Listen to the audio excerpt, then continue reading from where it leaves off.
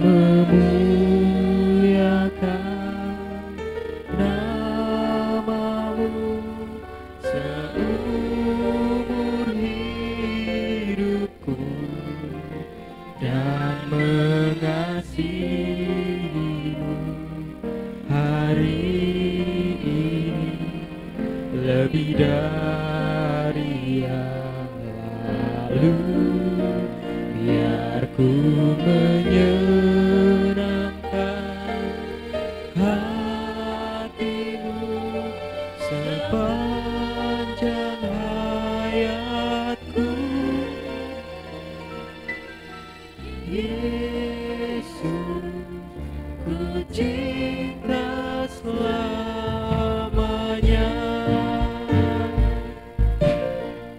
Mari saya mengajak semua untuk bangkit berdiri.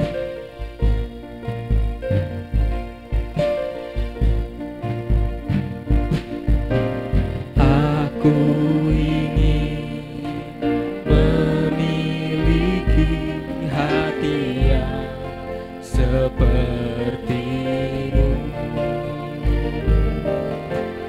Aku rindu mengasihi seperti kau mengasihiku. Aku ingin memiliki. Aku ingin memiliki hati yang sepertimu. Aku rindu mengasihi seperti kau mengasihiku. Biar ku memuliakan namamu seumur hidupku dan mengasihimu hari ini lebih dari yang lalu. Biar ku menyenangkan hatimu sepanjang hayatku. Yesus, ku cinta selamanya.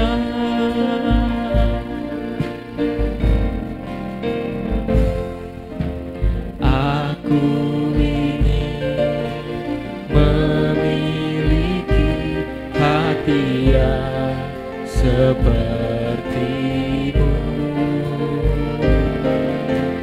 Aku rindu mengasihi seperti kau mengasihiku. Biar ku memuliakan namamu seumur hidupku dan mengasihimu hari ini lebih dari yang lalu. Biar ku menyenangkan hatimu sepanjang hayatku. Yesus, ku cinta selamanya. Biar ku memuliakan namamu seumur hidupku dan mengasihimu hari ini lebih dari yang lalu. Biar ku menyenangkan hatimu sepanjang hayatku.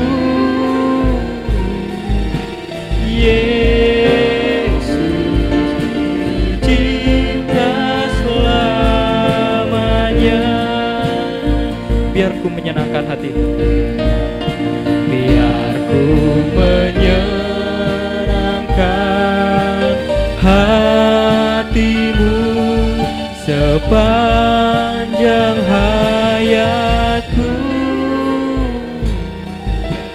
Yesus, ku cinta selamanya. Mari sama-sama kita berdoa. Tuhan Yesus, terima kasih Engkau telah memberi kesempatan di hari ini untuk kami dapat berkumpul bersama di tempat ini, Tuhan. Saat ini kami berdoa dan memohon akan kasih karunia-Mu untuk hadir di tengah-tengah kami. Bila mana saat ini kami sedang hendak mulai beribadah, kiranya Engkau senantiasa memberikan penyertaan dalam ibadah kami ini, sehingga hati kami hanya tertuju kepadamu, Tuhan. Bawalah kami untuk mengerti dan memahami firman-Mu, dan biarkan hati kami terbuka untuk menerima dan menjalankan perintah-Mu. Terima kasih Tuhan, dalam nama Tuhan Yesus kami sudah berdoa. Haleluya, amin. Silakan duduk. Shalom, selamat pagi Bapak Ibu. Nah, pagi hari ini ada sukacita ya. Puji Tuhan.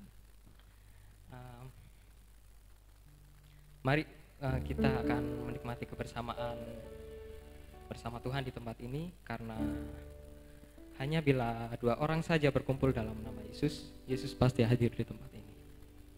Bila dua orang.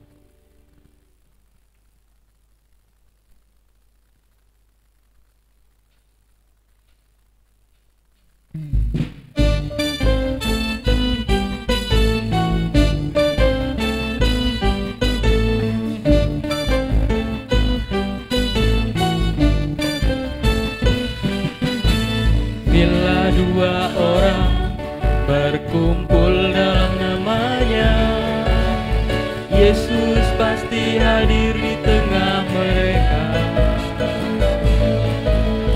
Bila dua orang bersehati dan sepakat, minta apa saja pasti Dia beri. Bila dua orang berkumpul dalam nama-Nya, Yesus pasti hadir di tengah mereka. Bila dua orang bersehati dan sepakat, minta apa saja pasti Dia beri. Itulah janji Tuhan bagi orang percaya yang hanya berharap kepada-Nya. Pasti ada kesukaan di dalam hidupnya, berkemenangan dan berkelimpahan. Bila dua orang berkumpul dalam nama-Nya, Yesus pasti hadir di tengah mereka. Bila dua orang bersehati dan sepakat, minta apa saja pasti Dia beri. Bila dua orang berkumpul dalam nama-Nya, Yesus pasti hadir di tengah mereka. Bila dua orang bersehati dan sepakat, minta apa saja pasti Dia beri. Itulah janji Tuhan bagi orang percaya yang hanya berharap kepada-Nya. Pasti ada kesukaan di dalam hidupnya, berkemenangan dan berkelimpahan. Itulah janji Tuhan. Itulah janji Tuhan bagi orang percaya yang hanya berharap kepada-Nya. Pasti ada kesukaan di dalam hidupnya, kemenangan dan berkelimpahan. Sekali lagi dari atas. Bila dua orang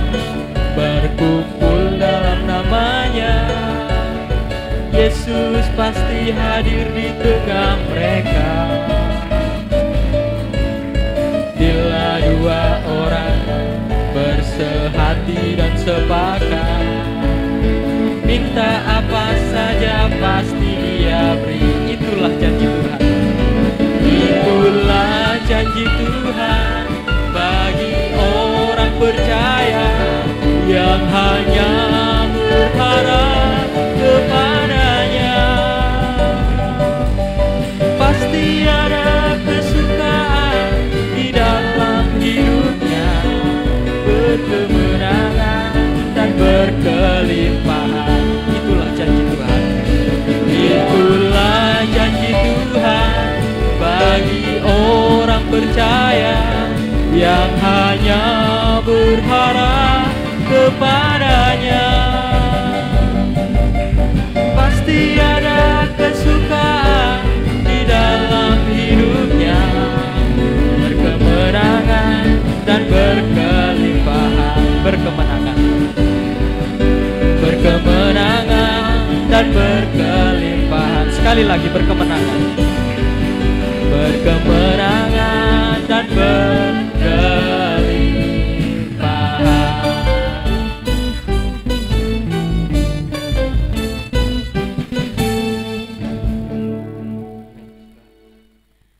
Ya, untuk lagu selanjutnya kita akan menyanyikan lagu Sukacita, dan saya mengundang Bapak Ibu untuk bangkit berdiri, dan kita akan menyerukan namanya karena Tuhan kita adalah Tuhan yang besar, Tuhan yang maha kuasa, dan Dia adalah Raja atas segala raja. Mari saya mengajak semua untuk bangkit berdiri.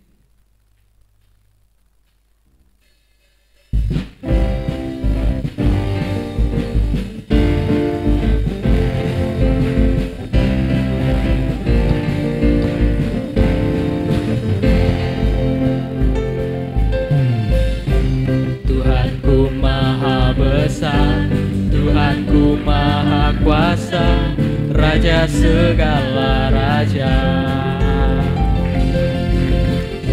Dia takkan tergoyahkan, Dia takkan terkalahkan, Dia hidup dan berkuasa. Serukan namanya, Yesus Tuhan Raja, segala kuasa tunduk dalam namanya. Dia luar biasa, perkasa mulia, Yesus nama di atas segala nama.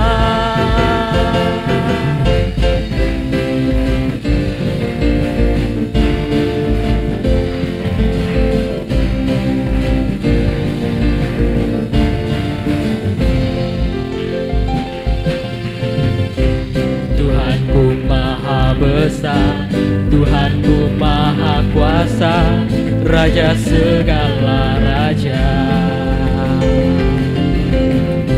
Dia takkan tergoyahkan, Dia takkan terkalahkan, Dia hidup dan berkuasa.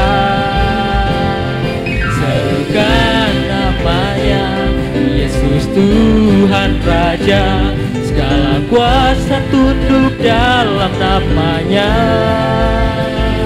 Dia luar biasa, perkasa mulia, segala kuasa rasa nama. Serukan namanya, serukan namanya, Yesus Tuhan Raja, segala kuasa tunduk dalam namanya. Dia luar biasa, perkasa mulia, Yesus nama di atas segala nama.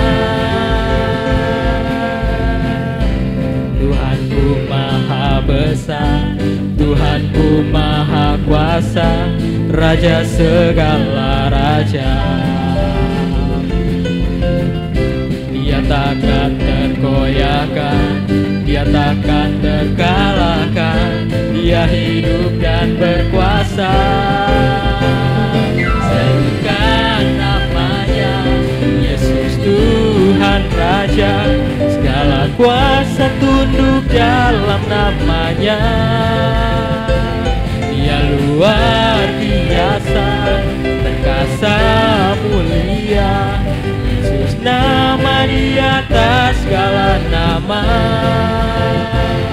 Serukan namanya, Yesus Tuhan Raja.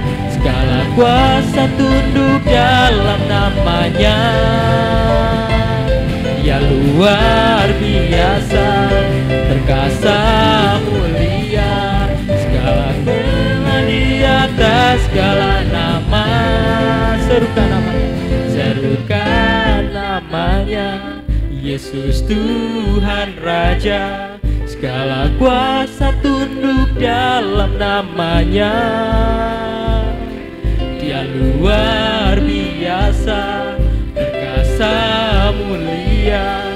Yesus nama di atas segala nama. Serukan namanya, Yesus Tuhan Raja. Segala kuasa tunduk dalam namanya. Dia luar biasa, perkasa mulia. Yesus nama di atas segala nama.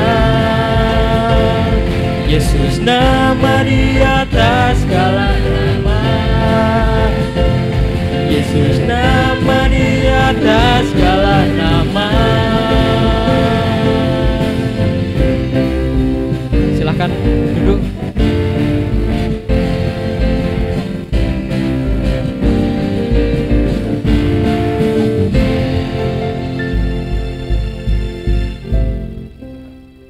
Saya membuka ruang kesaksian untuk Bapak Ibu yang ingin menyaksikan cinta kasih Tuhan.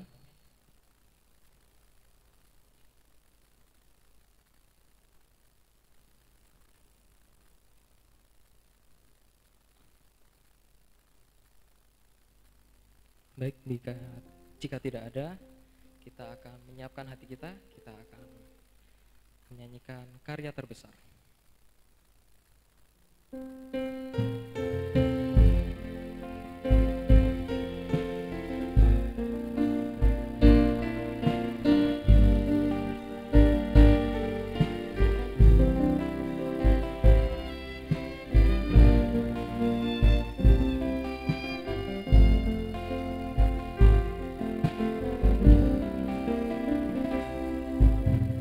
Kasih yang terindah,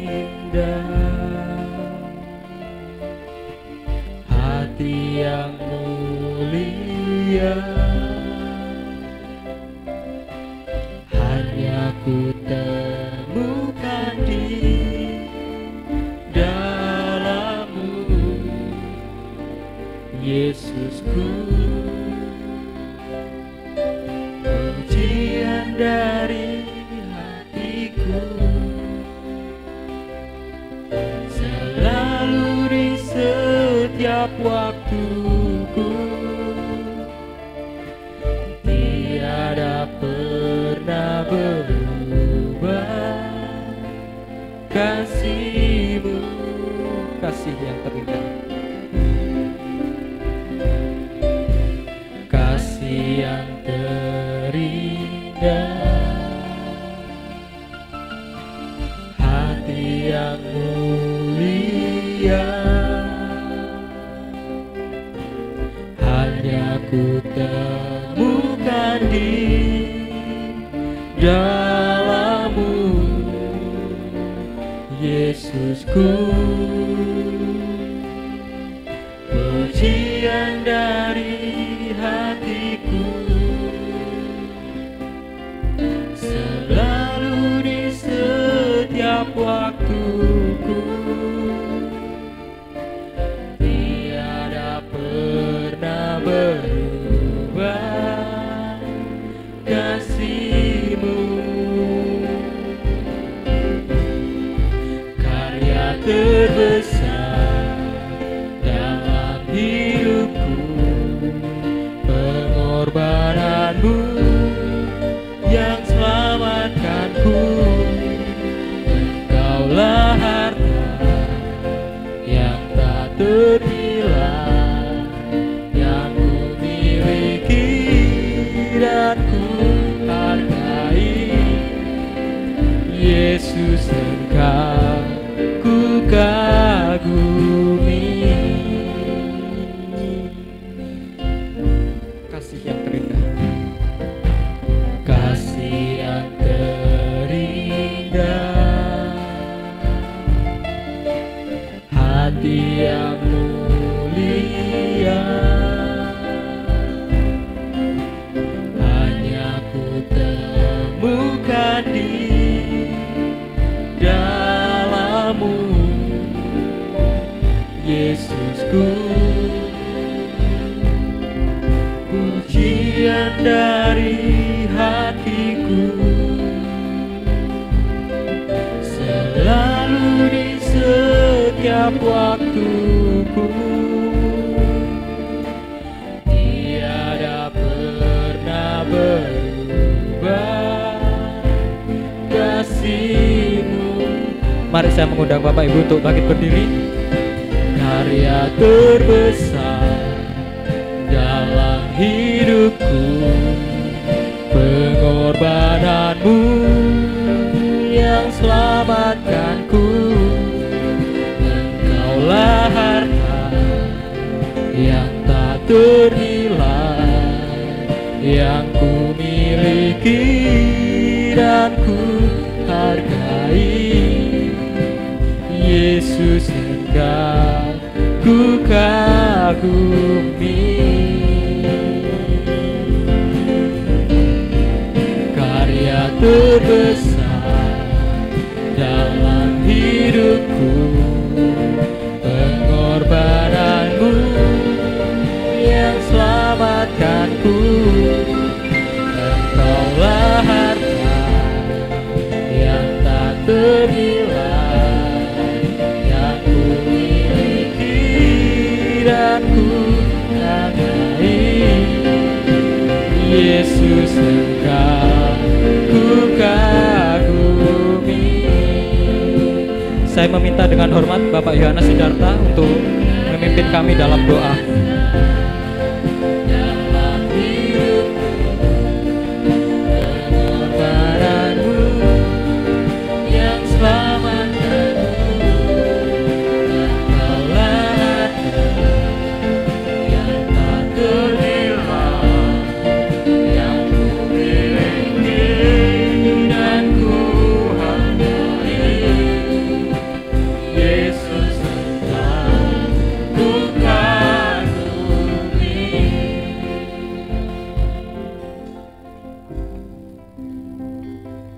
Hanya kemuliaan Engkau, hanya kekudusan Engkau, hanya kasih Engkau yang memfasilitasi kami pada pagi hari yang indah ini, Tuhan. Bersekutu di dalam gereja yang indah ini, Tuhan. Kami selalu bersyukur di mana Engkau telah mengutus kami sebagai utusan, bahkan memilih kami sebagai jemaat yang senantiasa mau dengar-dengaran akan firman-Mu melalui setiap ibadah yang dijalankan. Termasuk hari ini, Bapa, kami tertegun, kami merasakan, Tuhan, betapa indahnya suasana yang kami nikmati pagi hari ini. Pujian yang kami persembahkan dan tim musik yang begitu indah mengalunkan pujian-pujian yang telah tersedia itu, Tuhan. Kami tahu tugas kami saat ini bersekutu dengan Engkau dengan sungguh. Tibalah saatnya kami akan dengar-dengaran akan firman-Mu, Tuhan. Utus hamba-Mu yang sudah tersedia ini, Tuhan. Pakai hamba-Mu, pakai bibir lidah hamba-Mu, Tuhan. Sehingga segala kata-kata yang keluar dari bibir lidah hamba-Mu adalah kata-kata mula yang terjadi. Terima kasih Bapa. Kami siap dengan tenang, dengan damai, setia mengikuti firman-Mu. Di dalam nama Tuhan kami Yesus Kristus, kami alaskan doa kami, mengucap syukur kami. Haleluya. Amin. Silakan duduk.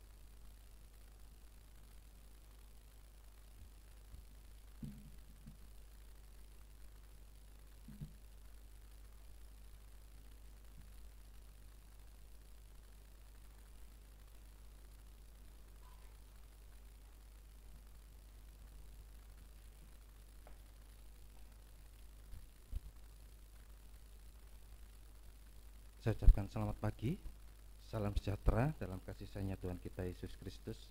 Selamat kita mendengarkan firman Tuhan dimanapun Bapak Ibu berada, baik yang ada di tempat ini, juga yang ada di rumah-rumah yang menyaksikan live streaming. Biarlah kasih Tuhan, bahagia dari Tuhan saat ini dilimpahkan di tengah-tengah kita sekalian. Puji Tuhan. Kita masih mempelajari di dalam Roma 11 ayat yang ke-22. Ada sesuatu yang indah yang Tuhan masih berikan kepada kita semua melalui ayat ini. Roma 11 ayat yang ke-22. Sebab itu perhatikanlah kemurahan Allah dan juga kekerasannya, yaitu kekerasan atas orang-orang yang telah jatuh, tetapi atas kamu kemurahannya, yaitu jika kamu tetap dalam kemurahannya, jika tidak kamu pun akan dipotong. Jadi ada dua sisi yang perlu kita perhatikan yang terdapat dalam pribadi Tuhan, yaitulah kemurahan dan kekerasannya. Dan puji Tuhan, saya sudah menyampaikan tentang satu sisi, yaitu kemurahan Tuhan. Semoga Bapak Ibu masih ingat apa yang sudah saya sampaikan tentang sisi kemurahan Tuhan ini. Sekali lagi, kemurahan Tuhan ini untuk di luar bangsa Israel, itulah bangsa kafir seperti kita ini. Sebab Tuhan, ulang-ulang saya katakan, Tuhan mati dengan 4 luka utama. 4 luka utama, ada 2 di tangan dan 2 di kaki. Tuhan Yesus sudah mati. Tetapi sekali lagi saudaraku yang dikasihi oleh Tuhan, lewat luka yang kelima ini, nah inilah luka yang paling besar, luka yang paling dalam untuk bangsa kafir ini. Luka yang ditombak oleh prajurit Romawi sehingga luka itu mengeluarkan darah dan air. Nah inilah kemurahan Tuhan bagi kita semua. Jadi kemurahan Tuhan itu lebih daripada segala-galanya, lebih daripada kasih. Kasih itu untuk bangsa Israel, tetapi kemurahan itu di luar bangsa Israel, seperti bangsa kita ini. Makanya perhatikan, ini yang Rasul Paulus tekankan kepada jemaat Roma. Saat ini ditekankan kepada kita semua, perhatikan kemurahan Allah ini. Ini sudah saya sampaikan. Nah saat ini kita beralih lagi tentang sisi yang lain, yaitulah tentang kekerasan. Ini yang perlu kita perhatikan. Dua-duanya ini harus kita perhatikan. Kemurahan Tuhan kalau kita perhatikan dengan sungguh-sungguh, kita bisa mengasihi Tuhan. Kalau kekerasannya Tuhan kita perhatikan, apa yang kita dapatkan kalau kita memperhatikan kekerasan Tuhan? Nah, coba kita akan budur di dalam ayat yang ke-20, di dalam Roma 11 ayat yang ke-20. Baiklah, mereka dipatahkan karena ketidakpercayaan mereka, Ya. dan kamu tegak tercacat karena iman. Janganlah kamu sombong, tetapi takutlah. Terus ayat 21. Sebab kalau Allah tidak menyayangkan cabang-cabang asli, Ia juga tidak akan menyayangkan kamu. Iya. Jadi ini yang perlu kita perhatikan dari ayat yang ke-22 tadi. Perhatikan kekerasan Allah. Untuk apa kita memperhatikan kekerasan Allah? Karena ayat tadi mengatakan bahwa kalau Allah tidak menyayangkan cabang-cabang asli, siapa cabang-cabang asli? Yaitu bangsa Israel. Allah tidak menyayangkan cabang-cabang asli, apalah kita ini? Sekali lagi, apalah kita ini? Allah tidak menyayangkan cabang-cabang asli, apalah kita ini? Cuma kalau saudara baca di ayat-ayat berikutnya, kita itu cuma cabang zaitun liar yang cuma dicangkokkan. Karena ketidakpercayaan bangsa cabang yang asli tadi, kita cabang zaitun liar dicangkokkan kepada pokok anggur, pokok zaitun tadi. Nah inilah yang harus kita perhatikan. Kalau kita bisa memperhatikan ini, waduh, kita tidak gampang. Tidak gampang untuk apa? Ya tadi disebutkan, tidak gampang untuk sombong. Tidak gampang untuk sombong. Wah, perhatikan Bapak Ibu. kita sudah mendapatkan kemurahan Tuhan, tidak gampang kita jatuh dalam kesombongan. Ingat Bapak Ibu, di mana kita sudah kesombongan itu, salah satu kesombongan itu adalah tidak bergantung lagi kepada Tuhan. Itu salah satu kesombongan. Tidak lagi bergantung kepada Tuhan.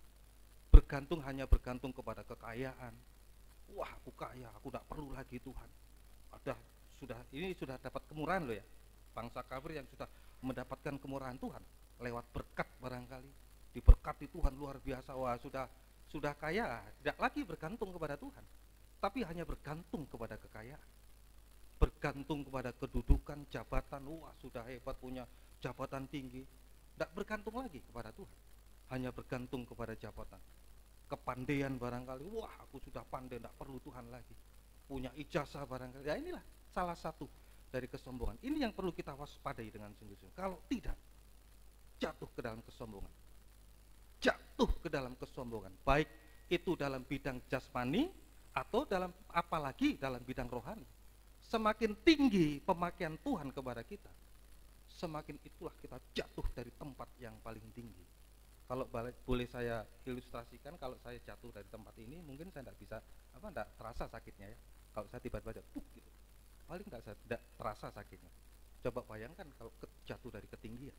Nah, inilah orang yang sudah mendapatkan kemurahan Tuhan. Dalam jasmani, dalam rohani dipakai oleh Tuhan. Semakin tinggi dia dipakai, semakin dia jatuh kalau sombong. Makanya ini yang perlu kita waspadi dengan sungguh-sungguh. Untuk memperhatikan kekerasan Tuhan, kita tidak gampang untuk sombong, untuk bermegah atas segala sesuatu yang di dunia, tetapi hanya kita bergantung kepada Tuhan. Itu Bapak Ibu Saudaraku. Ingat sekali lagi, semakin kita dipakai oleh Tuhan, semakin kita semakin tinggi, semakin kita hancur kalau kita sombong. Ini sudah pernah terjadi Bapak Ibu. Kalau Bapak Ibu baca di dalam Yesaya 14 ayat yang ke-12, kejatuhan yang paling amat dahsyat, itulah bintang timur, itulah Lucifer. Sudah dipakai Tuhan jadi bintang, tetapi karena kesombongannya dia jatuh sampai hancur. Saya katakan tadi itu, semakin tinggi kita dipakai oleh Tuhan, semakin hebat kita dipakai oleh Tuhan, semakin hancur kalau kita sombong, bermegah, tinggi hati dan lain sebagainya. Sudah pernah jatuh Lucifer karena kesombongannya, bintang timur. Untunglah bintang timur itu sudah digantikan oleh bintang timur yang gilang gemilang. Itulah pribadi Yesus. Bintang timur yang gilang gemilang, pribadi Yesus. Makanya kita belajar dari pribadi Yesus. Pribadi Yesus adalah pribadi firman itu sendiri. Belajarlah kepadaku, kata Tuhan, karena aku lemah lembut dan rendah hati, maka jiwamu mendapatkan ketenangan. Nah, inilah kita bersyukur kalau kita betul-betul memperhatikan kekerasan Tuhan, kita tidak gampang jatuh. Apalagi kita sudah dipakai oleh Tuhan, kita tidak gampang untuk bermegah dalam segala sesuatu, tapi kita hanya bergantung kepada Tuhan. Kepada Tuhan. Ini yang perlu kita waspadai. Jadi kalau kita memperhatikan kekerasan Tuhan, yang pertama, kita tidak gampang sombong. Dan yang kedua, tetapi takutlah. Takut kepada siapa ini? Kepada Tuhan. Jadi kalau kita memperhatikan kekerasan Tuhan, ini yang kita dapatkan. Kita tidak gampang sombong, juga kita senantiasa takut akan Tuhan. Nah, mungkin kita bertanya-tanya bagaimana sih prakteknya takut akan Tuhan ini? Apa kalau melihat Tuhan kita gemetaran langsung sampai shock gitu? Kita akan melihat tentang bagaimana praktek takut akan Tuhan ini sebelum kita masuk ke dalam kekerasannya Tuhan. Nah, jadi ini yang kita harus perhatikan dengan sungguh-sungguh, kekerasannya, supaya kita takut akan Tuhan. Nah, untuk lebih gampangnya Bapak Ibu, jadi takut akan Tuhan ini untuk lebih gampangnya kita mengerti dibagi dua, yaitu takut yang negatif dan takut yang positif. Sekali lagi saya ulangi, takut akan Tuhan, takut ini dibagi dua, takut yang negatif dan takut yang positif. Takut yang negatif ini juga dibagi dua juga. Nah, jadi kita akan sama-sama lihat ini takut akan Tuhan yang negatif yang pertama. Ini diawali di dalam kitab Kejadian. Diawali kitab Kejadian. Itu di dalam Kejadian pasal yang ketiga. Kejadian pasal 3 ayat yang ke-8. Ketika mereka mendengar bunyi langkah Tuhan Allah yang berjalan-jalan dalam taman itu pada waktu hari sejuk, Bersembunyilah manusia dan istrinya itu terhadap Tuhan Allah di antara pohon-pohonan dalam taman. Tentunya Bapak Ibu sudah tahu cerita ini, bahwa cerita ini adalah cerita Adam dan Hawa. Dulu manusia yang paling istimewa, Adam dan Hawa ini, sebab Adam dan Hawa ini diciptakan di Firdaus. Nah makanya kalau kita tahu sebenarnya rencana Tuhan membentuk menjadikan manusia itu, yaitu loh rencana Tuhan awal itu, supaya manusia itu ditempatkan di dalam Firdaus. Firdaus itu apa? Ya Firdaus itu kalau dulu sebelum Firdaus yang baru terbentuk, nanti Yerusalem baru itulah berbicara tentang surga. Dulu diciptakan di Firdaus itu. Kalau saudara baca, loh kok bisa Firdaus? Coba saudara bandingkan nanti Firdaus yang dalam kitab Kejadian sampai di dalam Wahyu nanti itu Yerusalem yang baru. Sama di situ disebutkan ada 4 aliran sungai yang mengalir di situ. Sama seperti yang ada di dalam Kejadian itu, Firdaus itu. Jadi manusia yang pertama ini manusia yang istimewa, diciptakan di Firdaus. Tetapi dia sudah berbuat dosa, melanggar firman Tuhan. Tentunya saudara sudah tahu ceritanya ini. Tidak boleh makan buah, cuma satu aja tidak boleh. Seluruh dalam taman ini boleh kamu makan buahnya dengan bebas, tetapi yang satu itu jangan dimakan. Sebenarnya firman Tuhan itu tidak berat bagi kita sebenarnya. Kalau firman Tuhan mengatakan dalam taman ini tidak boleh kamu makan, cuma satu yang boleh kamu makan, ya tentunya firman Tuhan berat. Kita mau berat firman Tuhan, lu enggak. Padahal firman Tuhan cuma mengatakan satu saja jangan dimakan. Kalau firman Tuhan tadi tidak boleh, ya berat tentunya. Tapi firman Tuhan mengatakan cuma satu tidak boleh dimakan. Tapi karena dia begitu mendengar suara ular tadi, seringkali saya katakan di dalam ibadah kaum muda remaja ini, waduh kalau sudah mendengar suara asing, mendengar suara ular, bagaikan kita di persimpangan. Bagaikan kita di persimpangan. Kalau dari persimpangan mana ini yang benar ya? Katanya ini boleh, katanya ini tidak boleh, katanya ini boleh tidak. Kalau sudah dalam persimpangan, Alkitab sudah mencatat manusia lebih condong kepada yang tidak benar daripada yang benar. Itu Alkitab sudah mencatat. Makanya itu saya tekankan di dalam kaum muda remaja, ayo perhatikan telinga kita ini, jangan dengar suara asing. Ini perbedaan, maaf ya kalau saya boleh bandingkan, perbedaan antara domba dan anjing. Anjing ini bangsa kafir ya. Kalau anjing itu bagaimana? Kalau mendengar, saya punya anjing soalnya di rumah itu. Kalau dengar suaranya asing, wah responnya cepat ya, lari ke sana. Apalagi yang mengatakan orang itu sampai maaf, orang gila kalau lewat depan rumah, waduh responnya cepat. Itu anjing Bapak Ibu. Itu anjing. Mendengar suara asing, wah dia cepat di situ. Tetapi kalau domba Bapak Ibu, dia di Yohanes mengatakan domba itu hanya mendengar suara gembala. Dengar suara asing dia tidak mau, lari dia di situ. Ini perbedaannya. Jadi makanya ini saya tekankan sungguh-sungguh kepada kaum muda remaja, khususnya kepada anak-anak saya juga di rumah. Jangan dengar suara asing. Hindari kalau bisa. Lari seperti domba tadi. Lari. Kalau enggak tadi sama seperti Adam dan Hawa, sudah di Firdaus, tapi mendengar suara ular sudah di persimpangan. Mulai saya katakan tadi lebih cenderung kepada yang tidak benar. Akhirnya dia melihat di situ apa yang tidak boleh, dia ambil, dia makan di situ. Akhirnya jatuh ke dalam dosa. Jadi takut negatif yang pertama diawali kitab Kejadian itulah takut karena sudah berbuat dosa, sehingga saat mendengar langkah-langkah kaki Tuhan dia tidak berani mendekat. Dia lari sembunyi, ketakutan di situ. Tidak ada keberanian lagi untuk mendekat kepada Tuhan. Ya inilah Bapak Ibu, ketakutan yang negatif tadi itu. Karena sudah berbuat dosa, sudah jatuh ke dalam dosa, tidak ada keberanian lagi untuk mendekat kepada Tuhan. Kalau sudah tidak ada keberanian mendekat kepada Tuhan, yang terpisah dengan Tuhan. Terpisah dengan Tuhan. Tapi untunglah manusia masih dibuang ke dunia ini. Diusir, dibuang di dalam dunia ini. Tapi nanti ada pengusiran lagi. Setelah manusia di dalam dunia, diusir lagi nanti. Di mana tempatnya? Ya tidak ada lagi tempat lagi, ya di neraka nanti. Jadi makanya Bapak Ibu, ini takut yang negatif yang pertama diawali kitab Kejadian. Karena sudah berbuat dosa sehingga tidak ada keberanian untuk mendekat kepada Tuhan. Dan terpisah dengan Tuhan. Ini Bapak Ibu, akibatnya Bapak Ibu, akibatnya kalau ini terus ketakutan tadi, takut ini tetap dipelihara. ini akan menjadi pembunuh utama manusia. Pembunuh utama manusia. Itu di dalam Lukas pasal 21 ayat yang ke-26. Coba kita akan lihat di dalam Injil Lukas pasal 21 ayat yang ke-26. Orang akan mati ketakutan karena kecemasan berhubung dengan segala apa yang menimpa bumi ini, sebab kuasa-kuasa langit akan goncang. Iya, perhatikan Bapak Ibu. Saya punya pengalaman ini. Saya kalau di sana sering, kalau di gereja Grobogan sana ada rumput yang masuk ke sela-selanya di paving itu, wah sulit itu. Sulit mau dicabut. Ternyata ada triknya ternyata. Supaya gampang untuk mencabut rumput itu ada triknya. Bagaimana triknya, Pak? Ya digoncang. Kalau saya nyabut sulit gitu, goncang puk, saat itu lepas sudah di situ. Lepas sudah di situ. Makanya perhatikan Bapak Ibu. Dunia ini semakin hari semakin sulit. Semua akan digoncang. Baik ekonomi, baik rumah tangga. Saya sudah sampaikan. Kegoncangan yang paling dahsyat itu adalah kegoncangan rumah tangga. Saya sudah pernah saksikan ya. Saya pikir orang dalam militer tuh hebat. Dia sudah dilatih mentalnya sedemikian rupa. Tapi begitu saat menghadapi rumah tangga, rapuh dia di situ. Sampai saya sudah pernah saksikan ini. Sampai terakhir saya dengar, kemana Pak ini kok enggak ada?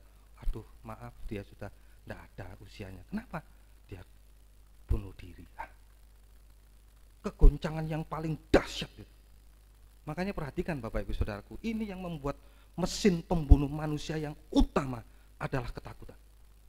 Adalah ketakutan. Semakin banyak dosa yang kita lakukan, semakin hebat kejahatan yang kita lakukan, semakin cepat resikonya untuk membuat manusia mati. Saya boleh ibaratkan Bapak Ibu, kalau coba Bapak Ibu apalagi ya, berbuat hal yang tidak baik, misalkan mencuri atau apalah kayak di situ. Kalau mungkin korupsi, dalam hal korupsi misalkan, kalau mungkin yang sedikit saja, kalau ada polisi lewat, jangan paling deg. Tapi semakin banyak yang dia korupsi, jangankan polisi masuk, polisi di situ saja sudah jantungnya berdebar. Waduh, semakin banyak semakin besar kematian. Ini betul-betul Bapak Ibu. Makanya tadi saya katakan ketakutan ini adalah pembunuh manusia yang paling utama. Sampai akhirnya manusia sehebat apapun, kalau sudah berbuat dosa, semakin banyak berbuat dosa, ketakutannya semakin membuat dia cepat untuk menuju kematian. Ini kematian yang pertama. Jadi makanya Bapak Ibu jangan heran kalau sekarang banyak pejabat-pejabat sekarang yang tiba-tiba mati ya, karena ya begitu itu. Semakin banyak yang dia ambil korupsi kayak gitu, semakin jantungnya berdebar-debar. Pernah Bapak Ibu alami? Saya dulu pernah mengalami sebelum saya jadi hamba Tuhan, masih muda dulu tuh. Saya coba-coba masuk ke supermarket mau ngambil barang gitu, karena ya itu tadi kepingin ngambil itu, enggak pingin ya itu tadi ngambil. Tapi jantung ini Bapak, waduh enggak tenang rasanya. Ya memang itulah yang terjadi. Itu memang terjadi. Ketakutan. Tapi kalau ini lama-lama dibiarkan, sekali lagi saya katakan menjadi pembunuh manusia yang paling utama adalah ketakutan. Ayat tadi sudah mencatat. Banyak orang mati ketakutan. Berhubung dengan kegoncangan dunia ini. Akan digoncang, semuanya ini akan digoncang. Ini masih belum seberapa ini. Kesulitannya masih belum seberapa nanti. Tapi kalau kesulitan nanti puncaknya, antikris berkuasa 3,5 tahun, wah habis kita. Habis kita hari di situ. Kemungkinannya kecil. Kemungkinannya kecil karena melihat kesengsaraan itu tidak mungkin manusia bisa bertahan. Kegoncangan yang dahsyat. Jadi makanya ini negatif yang pertama dari ketakutan yang pertama diawali dengan Adam dan Hawa. Nah kemudian yang kedua Bapak Ibu, takut negatif yang kedua ini diakhiri di dalam kitab Wahyu.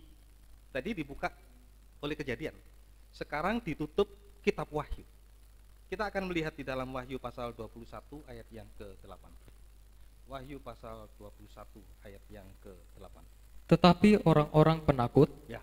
orang-orang yang tidak percaya, orang-orang keji, orang-orang pembunuh, orang-orang sundal, tukang-tukang sihir, penyembah-penyembah berhala, dan semua pendusta, mereka akan mendapat bagian mereka di dalam lautan yang menyala-nyala oleh api dan belerang. Inilah kematian yang kedua. Nah, tadi kematian pertama, ada kematian yang kedua Bapak Ibu. Karena takut tadi itu. Nah tadi kita sudah sama-sama membaca tadi terapi yang ke-8 tadi, tetapi orang-orang penakut. Ini lebih dahsyat lagi Bapak Ibu. Diakhiri di dalam kitab Wahyu. Saya garis bawahi, saya ambil satu, yaitu tadi penakut tadi itu. Penakut. Ini tadi dari kata dasar takut, tapi sudah mendapat awalan dan akhiran. Dapat awalan penakut. Artinya apa ini? Ini takut ini sudah menjadi darah daging bagi manusia. Sudah mendarah daging bagi manusia. Artinya apa mendarah daging? Sudah menjadi sifat, tabiat, karakter. Jadi penakut sudah. Bayangkan Bapak Ibu, berkembang takut itu. Sampai betul-betul mendarah daging. Takut tadi. Sampai menjadi sifat, tabiat, karakter tadi. Penakut sudah. Jadi penakut. Luar biasa Bapak Ibu kalau saudara baca dalam hal ini. Ini berkembang karena tadi cuma takut gitu saja. Tapi sekarang saat ini sudah menjadi sifat, tabiat, karakter. Sudah menjadi darah daging dalam kehidupan anak-anak Tuhan yang sudah mendapatkan kemurahan Tuhan tadi. Makanya waspada Bapak Ibu. Kita yang sudah mendapatkan kemurahan Tuhan tadi, ayo perhatikan kemurahan Tuhan. Supaya itu tadi, kita tidak lagi menjadi orang yang takut, yang negatif tadi. Sampai menjadi darah sifat, tabiat, karakter. Coba bayangkan Bapak Ibu. Jadi anak Tuhan sudah seperti itu, penakut. Dan ini betul-betul diingatkan kepada kita saat ini. Ya, diingatkan kepada kita. Nah, terutama penakut ini bagaimana? Penakut ini. Kita akan baca di dalam 1 Korintus pasal 6 ayat yang ke-10. 1 Korintus pasal 6 ayat yang ke-10. Pencuri, orang kikir, pemabuk, pemfitnah dan penipu tidak akan mendapat bagian dalam kerajaan Allah. Perhatikan Bapak Ibu. Jadi penakut ini takut apa ini? Tadi sudah menjadi darah daging ya. Takut itu sudah menjadi darah daging, menjadi penakut. Takut akan apa nih? Ya takut untuk berkorban. Takut untuk berkorban. Bayangkan Bapak Ibu. Sudah mendapatkan kemurahan Tuhan, Tuhan sudah rela berkorban bagi kita.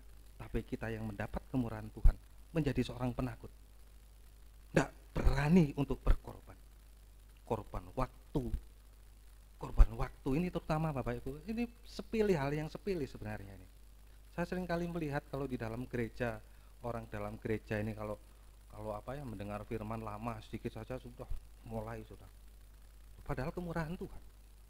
Lama sedikit saja sudah mulai usrak ya. Orang Jawa bilang usrak sudah. Lihat jamnya, lama sekali. Loh, lupa dia. Kalau dia mendapat kemurahan Tuhan. Nah inilah tidak mau berkorban. Waktu terlambat sedikit saja mulai ngomel, sungut-sungut. Apa itu? Lama sekali bawa firman itu. Ya memang lama Bapak Ibu.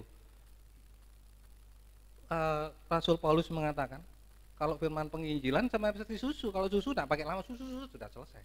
Tapi kalau makanan keras, Bapak tahu, Bapak Ibu tahu kalau mengunyah itu berapa kali ngunyah itu? Kalau sekali makan masuk mulut itu berapa kali ngunyah itu?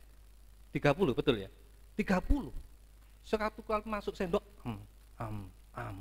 coba dipaksa sudah. Makan apa ini? Makanan keras itu, makan marning paksa. Oh yuk jangan lama-lama. Ya bisa, tapi ya lambungnya nanti rusak. Nah inilah Bapak Ibu Saudaraku, takut untuk berkorban. Ini sudah menjadi darah daging, sifat tabiat. Takut untuk berkorban, baik waktu tadi. Waduh, kalau tapi untuk yang lain, waduh senang. Wah apalagi nonton film India 3 jam, 4 jam, wah senang. Tapi kalau untuk mendengarkan firman Tuhan, waduh, jadi penakut sungguh-sungguh. Tidak berani berkorban. Ini jadi, makanya ini harus kita perhatikan.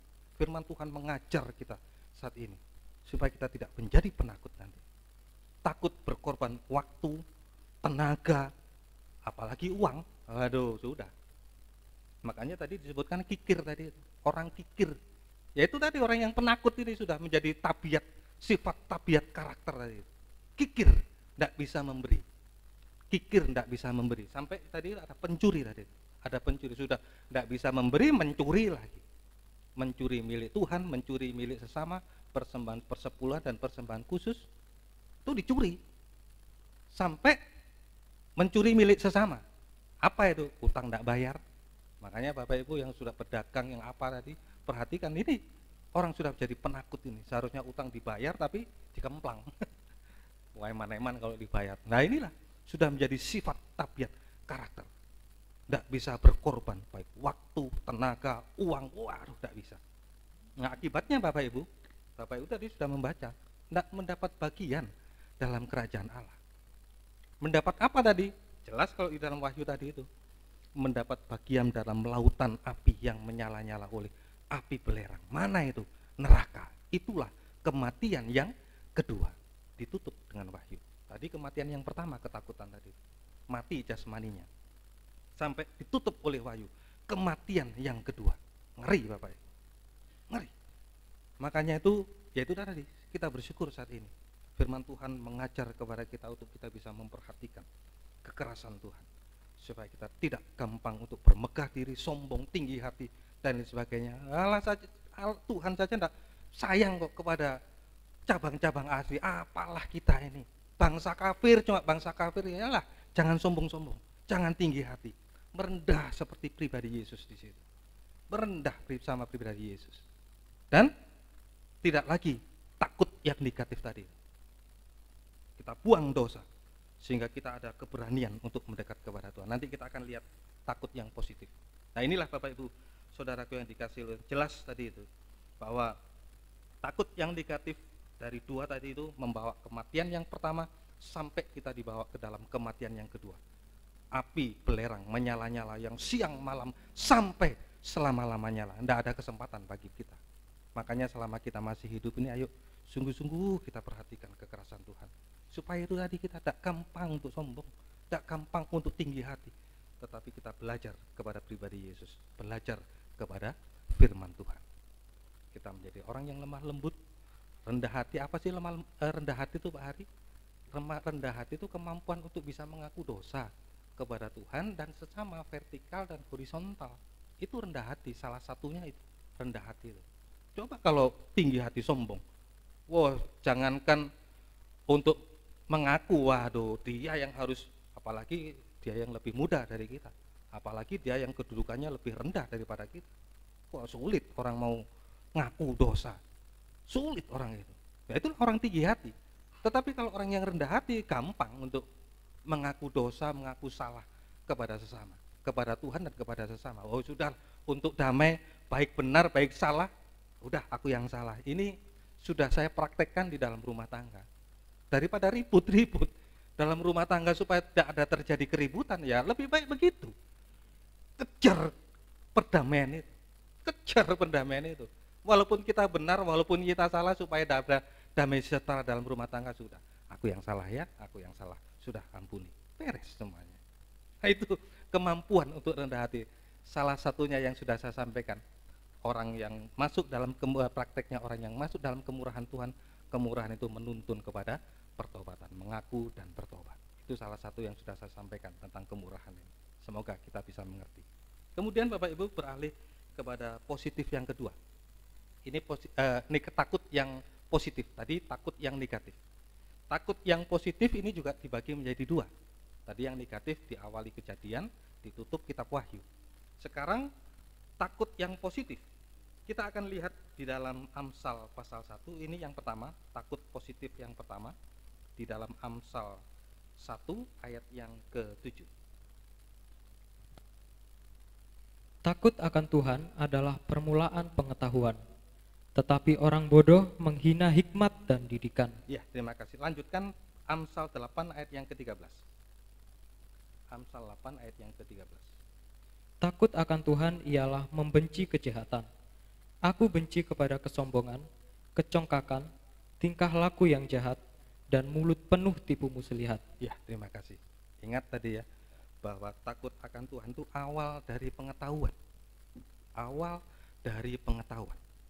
Jadi makanya kalau kita bisa memperhatikan kekerasannya Tuhan, kita bangsa kafir, cabang zaitun liar tadi itu, kita bisa memperhatikan tentang pengetahuan, awal dari pengetahuan. Pengetahuan apa ini? Pengetahuan tentang pribadi Yesus, tentang kematian dan kebangkitannya. Ini yang dikatakan oleh Rasul Paulus yang tersembunyi berabad-abad. Kalau saudara baca di dalam Kolose pasal 1 ya, mulai ayat 25 ya. Ini rahasia yang tersembunyi berabad-abad. Tetapi kalau kita takut secara positif tadi itu, takut akan Tuhan adalah awal pengetahuan tadi. Kita bisa mengetahui tentang pribadi Yesus. Siapa pribadi Yesus? Sudah diulang-ulang tadi kaum muda remaja, oleh Kak Sony juga diberitahukan tentang bagaimana siapa pribadi Yesus ini, bagaimana fakta-faktanya semuanya. Ya itu memang betul terjadi. Ini awal pengetahuan kita di situ, mengetahui tentang pribadi Yesus, yaitu tentang kematiannya dan kebangkitannya. Dari kalau kita awal tadi kita mengetahui ya tentang kematian dan kebangkitannya, yaitulah tentang korban Kristus, juga tentang kebangkitannya, mati dan bangkit. Kalau dulu Yesus mati dan bangkit, saat ini bagi kita bagaimana? Tadi sudah dijelaskan di dalam Amsal 8 tadi itu, ayat yang ke-13, aku membenci segala dosa, kejahatan tadi, sampai tipu muslihat tadi. Nah inilah prakteknya takut yang positif yang pertama tadi. Kita bisa mengetahui kematian dan kebangkitan Tuhan Yesus. Yesus mati, kemudian dia bangkit, kemudian naik ke surga. Bagi kita saat ini apa? Kalau dulu memang Tuhan Yesus memang betul-betul mati, faktanya sudah jelas dipaparkan oleh beberapa yang sudah menyampaikan firman Tuhan. Nah, sekarang faktanya sudah jelas. Nah sekarang bagi kita apa sekarang ini? Kematian dan kebangkitan Yesus. Ya inilah berbicara tentang kematian, tentang pertobatan kita ini. Mati bagi dosa dan masuk dalam baptisan air dan baptisan Roh Kudus. Setelah kita mati bagi dosa, dikuburkan bersama dengan kematian Tuhan, kita bangkit hidup baru bersama dengan Roh Kudus dalam urapan Roh Kudus. Nah inilah awal pengetahuan kita dan menjadi praktek kehidupan kita dalam sehari-hari takut akan Tuhan. Kita selalu untuk bisa memandang itu, kematian dan kebangkitan. Ya itu seperti tadi saya katakan, gampang untuk bertobat tadi. Kalau kita dulu saya itu sulit untuk menyesal, tapi saat ini saya menjadi peka Bapak Ibu. Kalau saya mungkin berkata-kata kepada orang lain tentang apa saja, saya tadi kok begitu ya, waktunya menyakitkan hati. Nah begitu, gampang untuk begitu. Nah inilah pengetahuan kita tentang kematian dan kebangkitan Yesus. Kita menjadi sensitif akan dosa, kita menjadi sensitif akan apa yang menyakitkan hatinya Tuhan. Tapi kalau kita tabrak itu, sama dengan kita menyalibkan Tuhan yang kedua kali, menyalibkan Tuhan. Jadi makanya ini yang perlu kita perhatikan dengan sungguh-sungguh tentang kekerasan Tuhan, sehingga kita bisa menjadi takut akan Tuhan. Kita menjadi pribadi yang lahir baru, membenci segala dosa-dosa apa yang dulu membawa kita untung barangkali dengan berdusta, dengan menipu kita mendapatkan keuntungan. Sekarang stop, berhenti di situ, mati bagi dosa, tetapi bisa berkata-kata benar, tetapi bisa berkata-kata sesuai dengan firman Tuhan. Ini semoga kita bisa mengerti dan Tuhan menolong kita. Ini takut yang positif Bapak Ibu. Jadi takut yang positif ini adalah awal pengetahuan tentang kematian dan kebangkitan Tuhan Yesus. Nah prosesnya bagaimana? Prosesnya mulai dari kita percaya, kemudian pada Yesus satu-satunya sebagai juru selamat, mengaku dan bertobat. Yang seperti tadi saya katakan tadi, gampang sekali kalau orang yang rendah hati, gampang untuk mengaku salah, mengaku dosa kepada Tuhan. Kemudian mati dalam baptisan air, dikubur, hidup baru bersama Roh Kudus. Hasilnya Bapak Ibu, hasilnya di situ ada langit terbuka, ada keberanian. Nah ini di dalam 1 Yohanes pasal 3 ayat yang ke-21. 1 Yohanes pasal 3 ayat yang ke-21. Saudara-saudaraku yang kekasih, jikalau hati kita tidak menuduh kita, ya kita mati bagi dosa, sudah mengaku segala dosa kesalahan, sama dengan membenci dosa tadi, seperti dalam Amsal tadi, sehingga tidak ada lagi yang menuduh kita ini. Terus maka kita mempunyai keberanian percaya untuk mendekati Allah. Ada keberanian, tidak takut lagi seperti Adam dan Hawa tadi. Kalau sudah tidak ada yang menuduh kita, lewat prosesnya tadi, takut akan Tuhan yang positif tadi, bertobat, mengaku dan bertobat, hidup baru. Ada keberanian, biarpun ada polisi lewat, biarpun ada polisi masuk, kita tidak gampang untuk jantung kita berdebar-debar. Silakan polisi mau satu truk masuk, kita tidak berbuat salah kok. Takut apa kita? Nah inilah tadi yang dikatakan, ada keberanian untuk mendekat kepada Tuhan. Luar biasa Bapak Ibu. Takut akan Tuhan membuat kita ada keberanian untuk mendekat kepada Tuhan. Nih semoga Tuhan menolong kita semua. Semoga Tuhan menolong kita semua. Jadi hasilnya tadi itu kita ada keberanian mendekat kepada Tuhan, dan hasilnya kalau kita hidup baru seperti pribadi Yesus, setelah keluar dari air maka langit terbuka. Ada merpati turun, itu tadi yang saya katakan, kita hidup dalam urapan Roh Kudus. Langit terbuka sama dengan pintu semua terbuka bagi kita. Ayo, pintu apa sekarang yang tertutup bagi kita? Aduh, dunia bisnis saya sudah mulai tertutup, Pak Hari.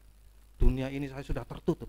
Tapi kalau kita belajar untuk takut yang positif yang pertama tadi, semua bisa terbuka. Amin Bapak Ibu. Semua bisa terbuka, sampai pintu surga pun terbuka. Ada keselamatan. Pintu surga terbuka artinya kita mendapatkan keselamatan, tidak lagi di bawah bayang-bayang dosa yang membawa kita dalam kematian. Yang kedua tadi, ada keberanian untuk mendekat, pintu surga bisa terbuka. Pintu semua terbuka semua.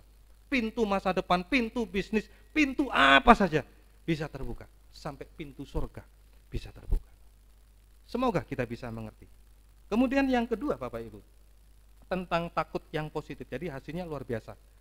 Bapak Ibu kalau mempunyai rasa takut akan Tuhan tadi itu, yang membawa kita dalam kematian tadi, sama dengan kita bertobat, kemudian kita hidup baru, maka kita ada keberanian, pintu semua bisa terbuka. Kemudian yang kedua, Mazmur pasal yang ke-19 ayat yang ke-10. Ini takut positif yang kedua. Mazmur pasal yang ke-19 ayat yang ke-10. Lebih indah daripada emas, bahkan daripada banyak emas tuh. Yang dalam kurung 10, ayat 9 berarti ya. Takut akan Tuhan itu suci, tetapi ada untuk selamanya.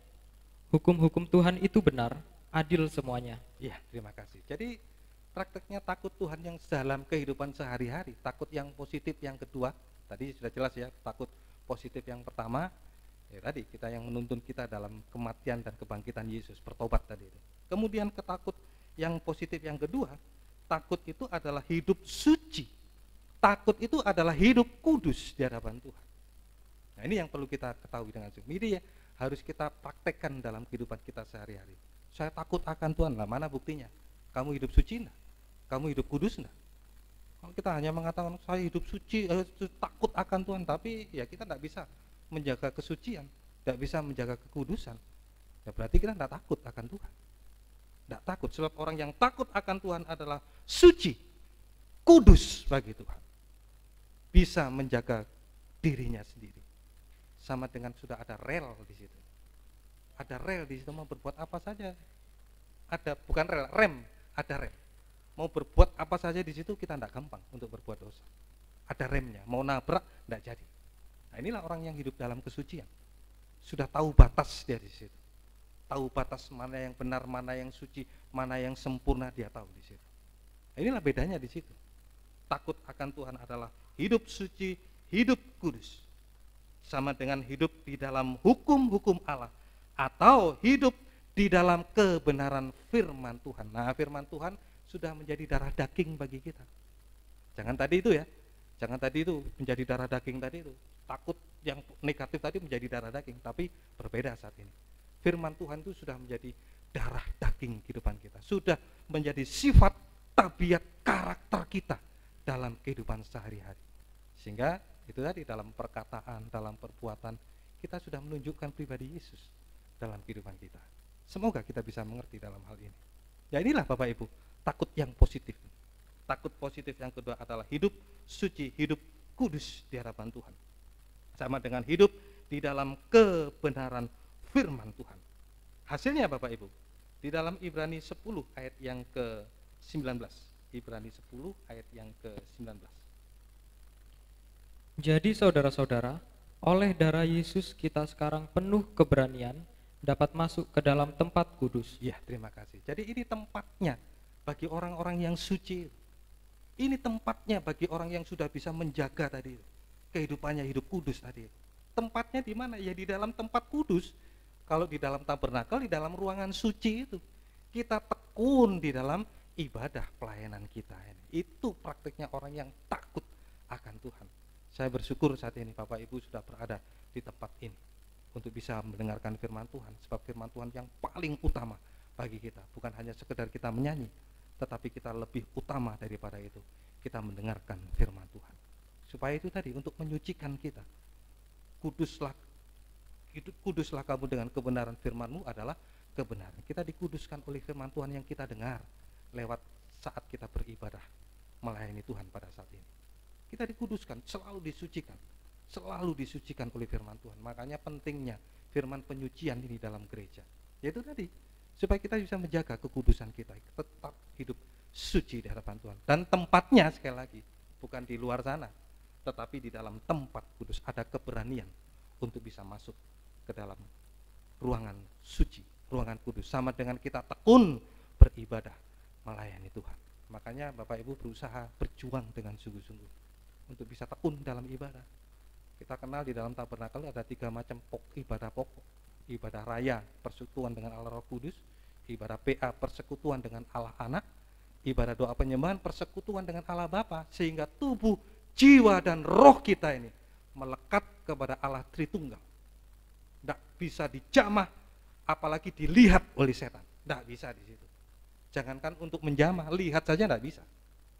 Lihat saja tidak bisa. Ya, inilah hasilnya Bapak Ibu. Semoga kita bisa mengerti dalam hal ini. Ya, jadi hasilnya itu tadi. Ada keberanian kita sama dengan tekun untuk beribadah melayani Tuhan.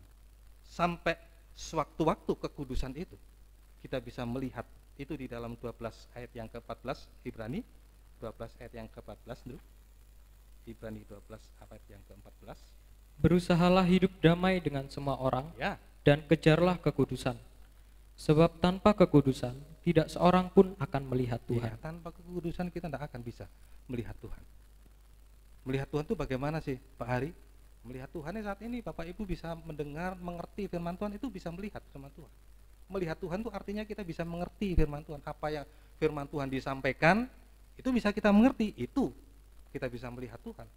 Jadi melihat Yesus kita kan tidak tahu, sudah 2000 tahun yang lalu. Nah sekarang prakteknya bagaimana melihat Tuhan Yesus? Ya kita bisa mengerti firman Tuhan. Itu sama dengan kita melihat pribadi Yesus. Mengerti, makanya seringkali saya katakan kalau mendengarkan firman Tuhan, ayo sungguhlah, dengarkan sungguh-sungguh, ada perhatian dan ada pendengaran yang baik. Perhatian ini bagaimana? Dengan mata. Dengan mata loh, coba seringkali saya katakan sama anak-anak di rumah, coba kalau kamu di sekolah, gurunya nerangkan, kamu tidak memperhatikan gurunya, cuma noleh sana noleh sini, memperhatikan ini, bagaimana kita bisa mengerti? Bagaimana? Makanya untuk bisa bersungguh-sungguh, bisa mengerti dengan firman Tuhan, ada perhatian dan ada pendengaran yang baik. Memperhatikan itu dengan mata, maka mata harus tertuju kepada pembicara tadi, harus tertuju kepada pembicara. Dan mendengar, pendengaran kita ini hanya mendengar firman Tuhan.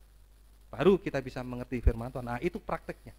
Kita bisa melihat Tuhan sama dengan kita bisa mengerti firman Tuhan yang disampaikan. Oh begitu ya, aduh begitu, itu melihat Tuhan.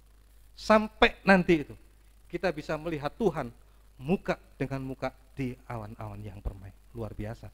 Dengan kekudusan itu kita bisa melihat Tuhan, mengerti saat kita mendengarkan firman Tuhan. Sampai terakhir nanti itu kita bisa melihat Tuhan muka dengan muka pada waktu Tuhan Yesus datang kedua kali di awan-awan yang permai. Muka dengan muka kita bisa melihat Tuhan Yesus.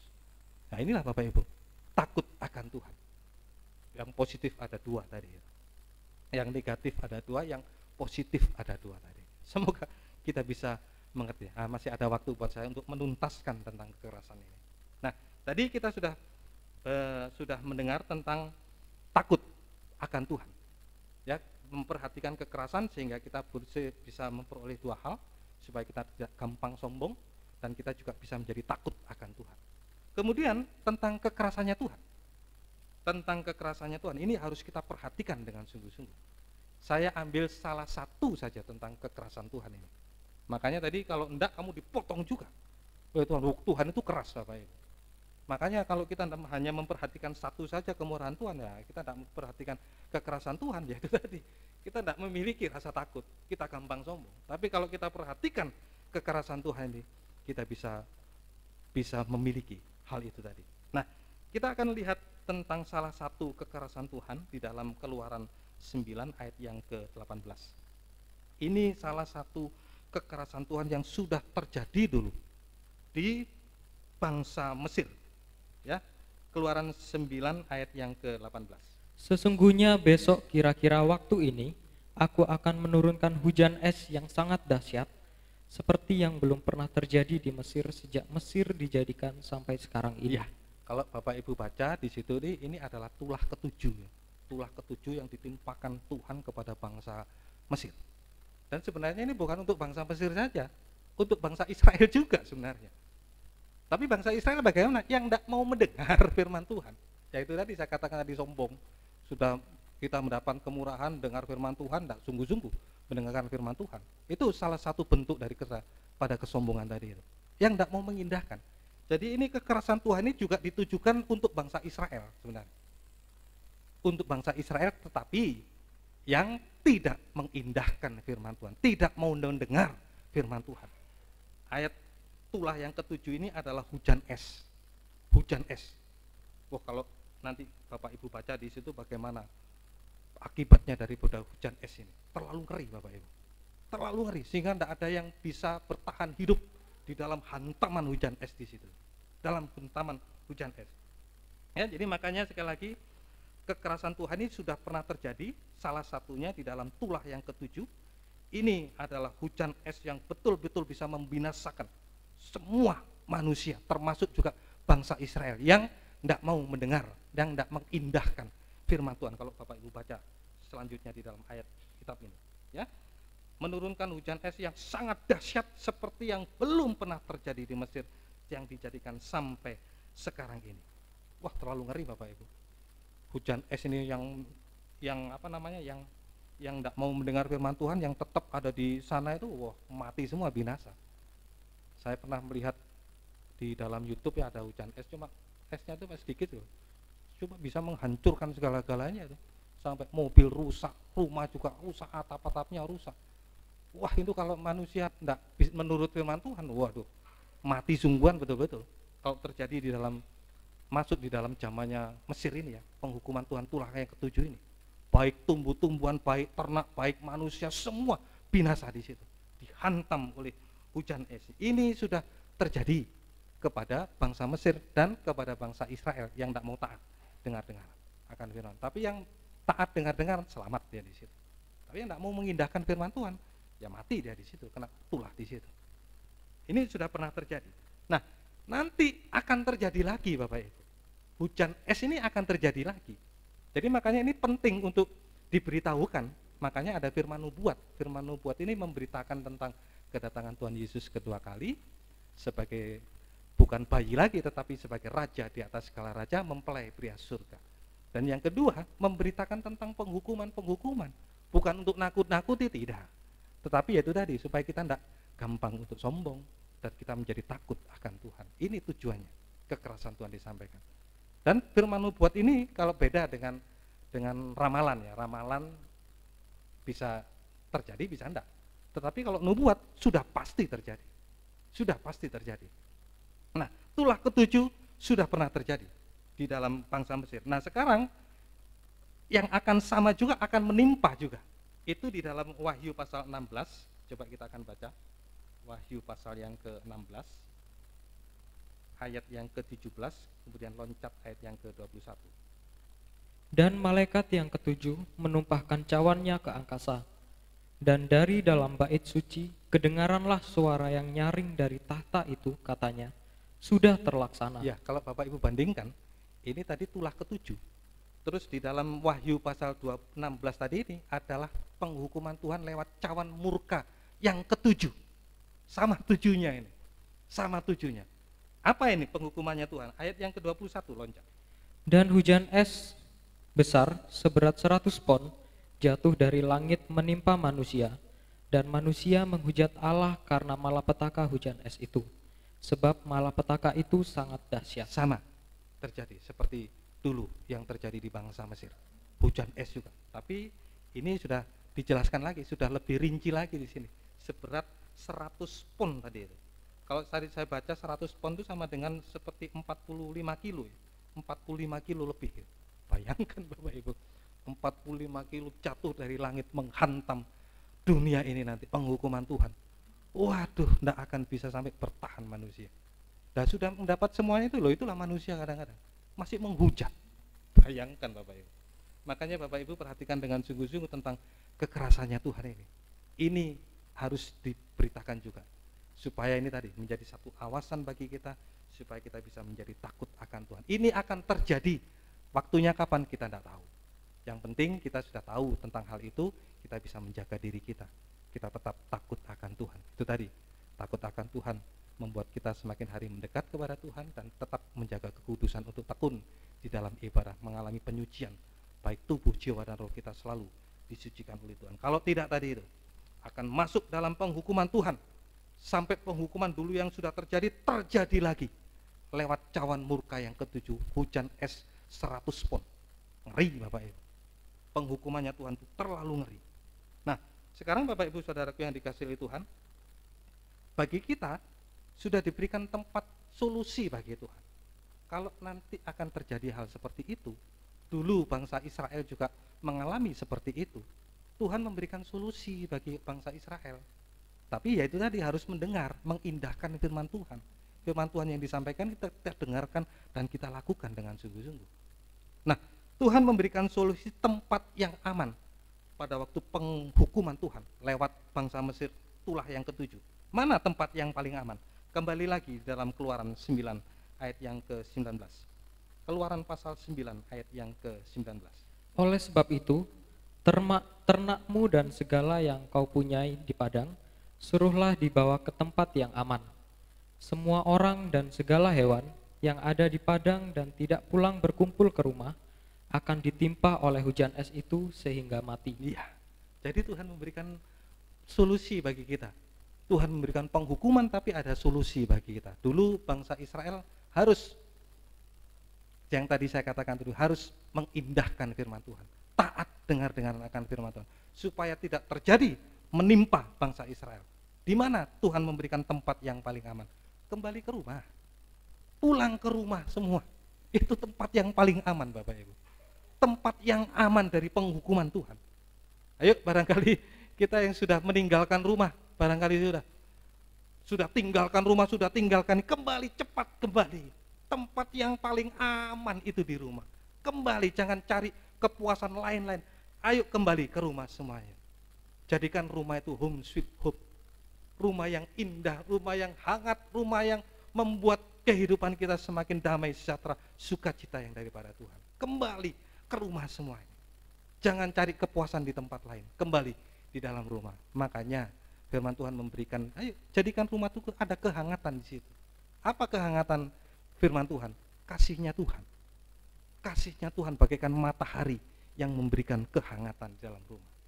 Makanya kembali lagi kepada kasihnya Tuhan, firman Tuhan yang menolong dalam rumah tangga itu. Kasih, suami, kasih istrimu, istri tunduk kepada suamimu, anak-anak hormati orang tuamu. Itu matahari di situ. Ada matahari di situ. Sehingga kita tidak mengalami penghukuman Tuhan. Kembali, cepat kembali ke rumah. Jadikan rumah tangga itu ada sinar matahari yang betul-betul melindungi kita dari segala penghukuman. Sebab di luar rumah penghukuman sudah menanti. Penghukuman sudah menanti. Ayo cepat kembali ke dalam rumah. Ayo yang sudah tinggalkan rumah, cepat kembali ke rumah. Ayo, masih ada kesempatan bagi kita. Masih ada kesempatan bagi kita untuk kembali mendapatkan sinar kasih Tuhan, mendapatkan damai sejahtera, mendapatkan sesuatu yang indah di dalam rumah tangga. Sekalipun sederhana barangkali rumah kita, tidak semewah orang-orang lain barangkali, tapi kalau di rumah itu ada sinar matahari, ada kasih di situ, ada kebahagiaan. Amin Bapak Ibu. Sekalipun sederhana rumah kita barangkali, tetapi kalau ada sinar di situ, kembali ke rumah, rumah itu menjadi home sweet home, menjadi rumah doa bagi kita semua. Itu solusi yang Tuhan berikan. Tempat yang paling aman, rumah, kembali ke rumah masing-masing. Dalam rumah tangga di situ ada perlindungan Tuhan yang dahsyat yang betul-betul terjadi pada bangsa Israel. Yang lainnya semua mati binasa, tetapi bangsa Israel dalam rumahnya aman dalam perlindungan Tuhan, aman dalam kasihnya Tuhan. Yang kedua, di dalam Keluaran 9 ayat yang ke-27. Lalu Firaun menyuruh memanggil Musa dan Harun, serta berkata kepada mereka, "Aku telah berdosa sekali ini, Tuhan itu yang benar, tetapi aku dan rakyatkulah yang bersalah." Maaf, itu di dalam, bukan itu, tanah Gosen. Tanah Gosen itu di dalam ayat yang ke, ayat berapa ya? 26 ya? 26. Hanya di tanah Goshen, Iya, betul. tempat kediaman orang Israel, tidak ada hujan es. Iya, dikatakan di dalam Gosen itu tempat Fir'aun mengatakan kepada Yakub yang pada waktu datang kepada Fir'aun pada itu, Gosen ini adalah tempat yang terbaik di situ, tempat yang terbaik. Dan di situ dikatakan hanya di Gosen tempat kediaman tidak ada hujan es yang menimpa, sama dengan tidak ada penghukuman Tuhan di situ, tidak ada kekerasan Tuhan. Yang ada adalah kasih Tuhan, ada matahari daripada Tuhan. Apa Gosen itu Bapak Ibu? Apa Gosen itu? Kejadian pasal 47 ayat yang ke-6. Kejadian pasal 47 ayat yang ke-6. Tanah Mesir ini terbuka untukmu. Tunjukkanlah kepada ayahmu dan kepada saudara-saudaramu tempat menetap di tempat yang terbaik dari negeri ini. Biarlah mereka diam di tanah Goshen. Dan jika engkau tahu di antara mereka orang-orang yang tangkas, tempatkanlah mereka menjadi pengawas ternakku. Iya. Jadi tanah Goshen ini tempat penggembalaannya dulu bangsa Israel.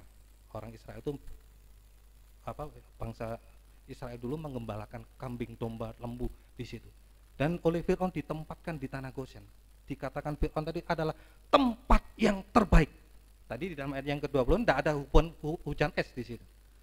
Adalah tempat yang terbaik dan di situ ditempatkan orang-orang yang tangkas di situ. Wah, luar biasa Bapak Ibu.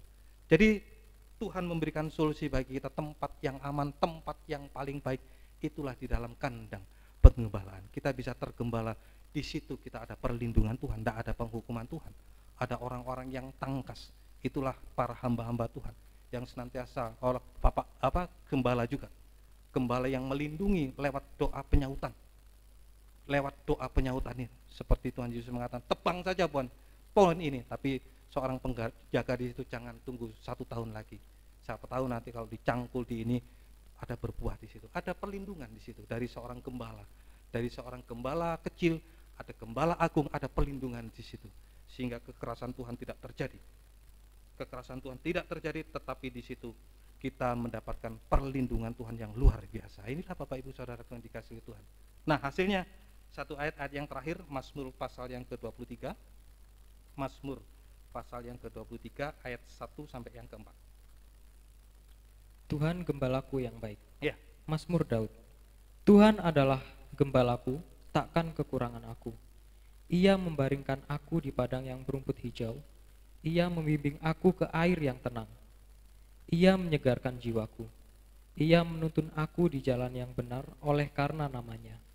Sekalipun aku berjalan dalam lembah kekelaman, aku tidak takut bahaya, sebab Engkau besertaku. Gadamu dan tongkatmu, itulah yang menghibur aku. Oh, luar biasa Bapak Ibu. Kalau kita berada di dalam rumah tangga kita masing-masing, kalau kita selalu berada di dalam kandang penggembalaan, kita tergembala dengan baik. Ada perlindungan Tuhan, ada pemeliharaan Tuhan. Seperti yang dikatakan seorang raja. Tuhan Raja Daud yang mengatakan, aku raja, aku tidak kekurangan. Nah, dia tidak berkata begitu. Tetapi dia berkata, sekalipun dia raja, Tuhan adalah gembalaku, takkan kekurangan aku. Ada jaminan pemeliharaan Tuhan di tengah-tengah dunia yang sulit ini. Kita dipelihara oleh Tuhan. Apa yang menjadi kebutuhan kita, apa yang menjadi keperluan kita, Tuhan yang akan jamin bagi kita semua. Itu pemeliharaan Tuhan, itu janji Tuhan. Kalau kita berada di dalam tempat yang terbaik, di dalam kandang, ada pemeliharaan Tuhan dan juga ada perlindungan Tuhan.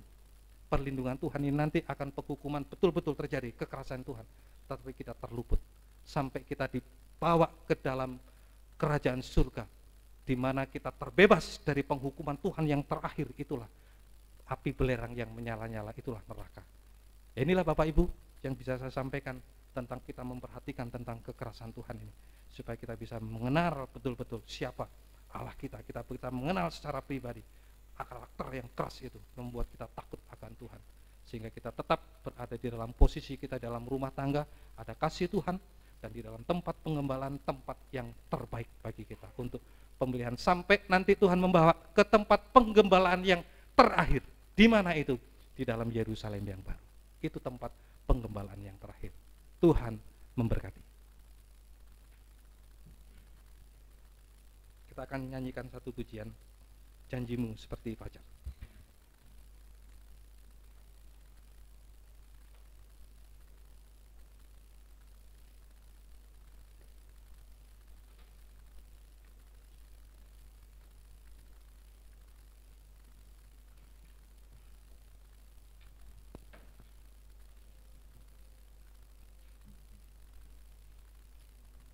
Ketika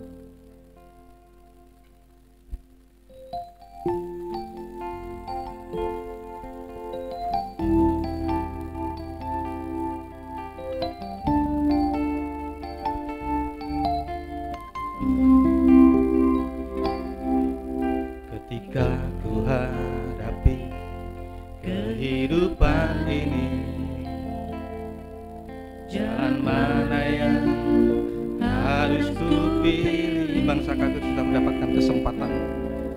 Ku tahu ku tak mampu, ku tahu ku tak sanggup.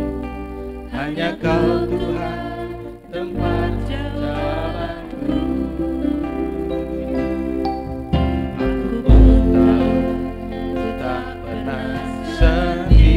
Ada perlindungan Tuhan bagi kita.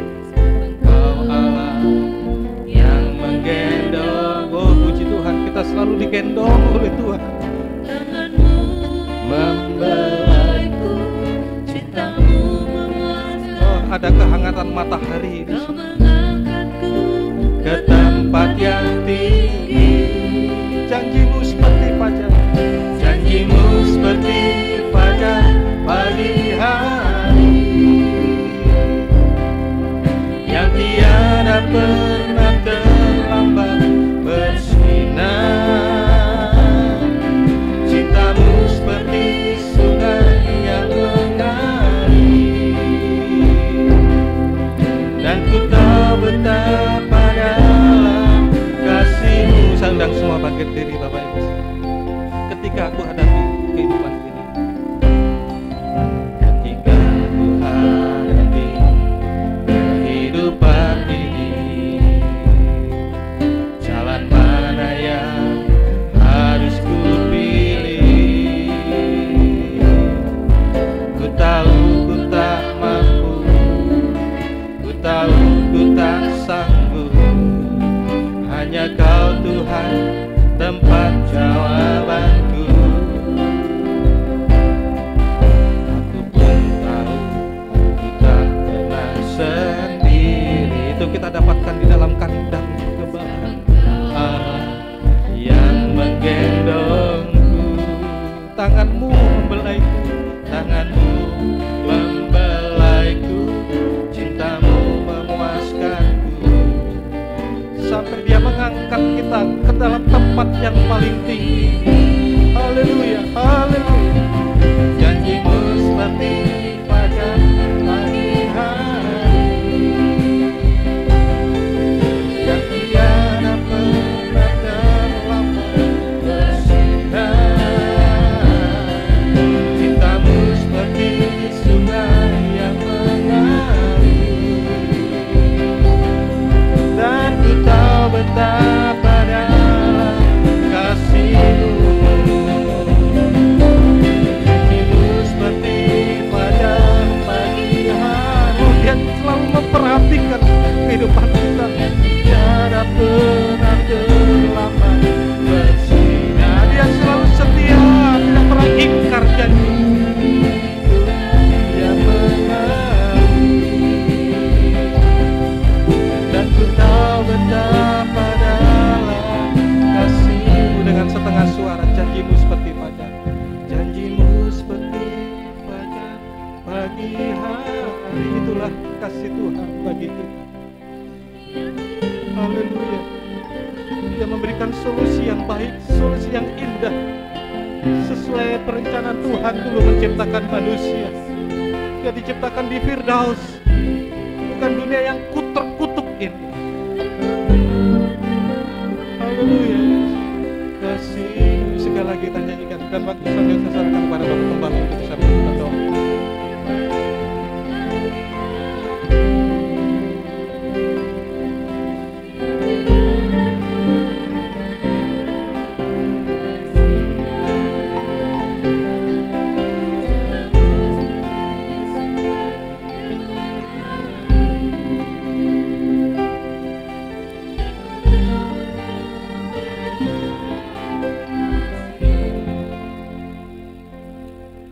Tuhan, kami bersyukur.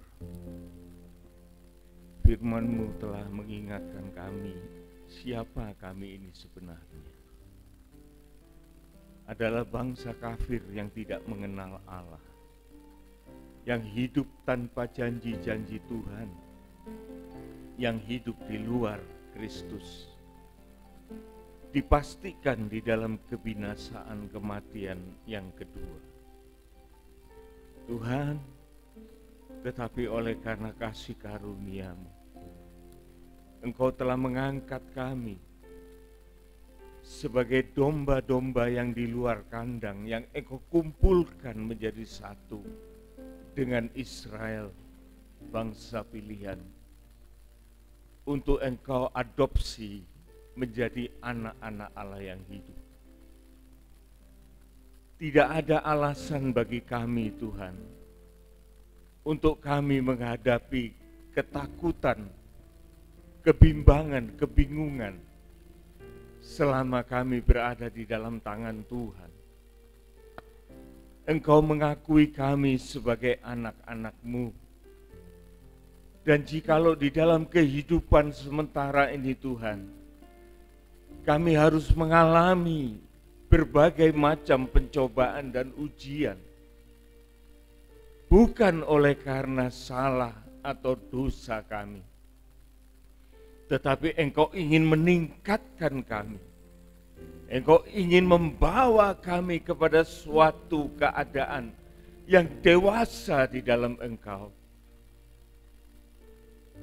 Engkau tidak merelakan kami sebagai anak-anak-Mu Tuhan untuk jatuh dan hancur sebagaimana iblis di dalam segala kesombongannya.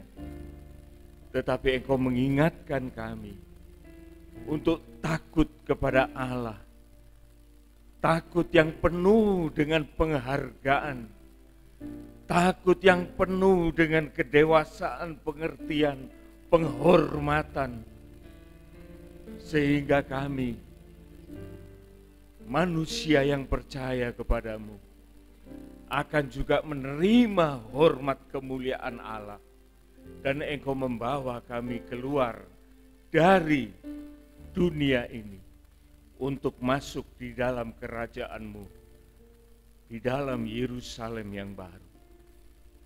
Tuhan, terima kasih. Biar Engkau berikan pengertian ini semakin mendalam di dalam hati kami. Apabila kami menghadapi masalah-masalah hidup, biarlah kami berintrospeksi akan keadaan diri kami sendiri. Jikalau kami anak Tuhan, Engkau tidak menghendaki kami binasa, tetapi Engkau inginkan kami hidup sejahtera di dalam Tuhan. Terima kasih Tuhan buat hamba-Mu yang telah menyampaikan firman-Mu. Engkau berkati keluarga hamba-Mu ini seutuhnya, untuk Engkau pakai semakin lanjut di dalam pelayanan-pelayanan yang besar dan agung, supaya di dalam hidup keluarga ini nama Tuhan dipermuliakan. Demikian juga dengan setiap ibadah dari umat-Mu, dari jemaat-Mu.